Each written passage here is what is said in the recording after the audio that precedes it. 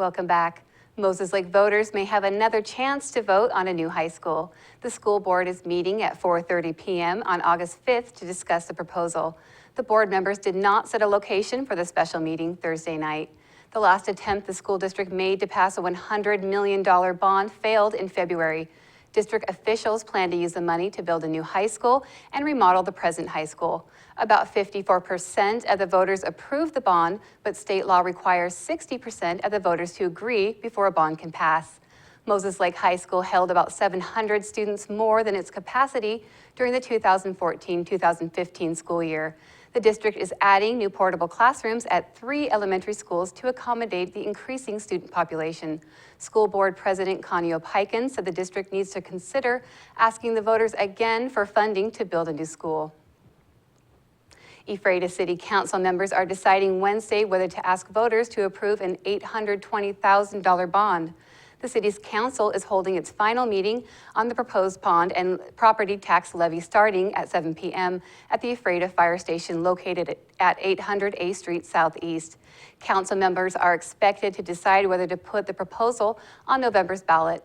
A public hearing on the proposed bond is scheduled before the vote. No one has commented at the 2 previous public hearings on the bond and property tax increase associated with it. The money would replace a fire engine, an ambulance, and air packs. In Northwest news, crews began searching areas of Washington for a small plane with 3 people on board that never arrived at its destination. For KCPQ, Tina Patel reports. This is Leland and Sharon Bowman of Montana standing in front of their Beech 35 airplane. Yesterday afternoon, they left home with their 16-year-old step-granddaughter, Autumn Veach, but they never made it to the Linden airport like expected. Volunteers with the Civil Air Patrol are now trying to figure out where the aircraft might be. There's OMAC. That's their last radar data. Major Ralph Black believes Veach was using her cell phone during the flight, and they've got pings from cell phone towers near Winthrop. So they've been sending search crews there trying to pick up the aircraft's emergency beacon. Unfortunately, beacons only work if there's line of sight. If it's in a valley, behind a hill, under something, we can't get the signal. So they've also had pilots flying at different altitudes, visually looking for the plane. If we're looking for an aircraft's a very small thing to see. In a very large area. So we're looking for glints of light. We're looking for someone maybe flashing us with something, trying to get our attention. Black doesn't know the experience level of the pilot or how familiar he might have been with the terrain. He was on a visual flight plan yesterday, so he could have changed his route if weather conditions changed. Black says that makes it difficult to know exactly where to look, but he says he's still hopeful that they'll be able to find the plane and the people in it soon. We haven't gone into any other different type of search mode other than a lost aircraft search mode right now.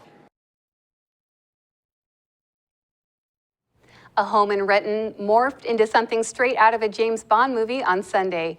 More than 50 new and vintage Ferraris were brought together so owners could show off their prized possessions.